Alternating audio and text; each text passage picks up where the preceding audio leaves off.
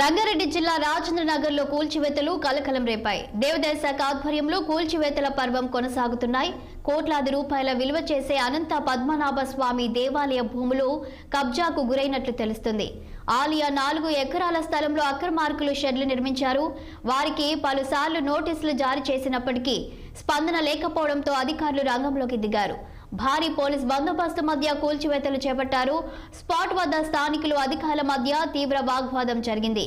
పోలీసులు వారించి ఆందోళనకారులను పక్కకు తప్పించారు. దీంతో అక్రమార్కులు నిర్మించిన షెడ్లను జేసీబీలతో అధికారులు బృందం తొలగిస్తోంది.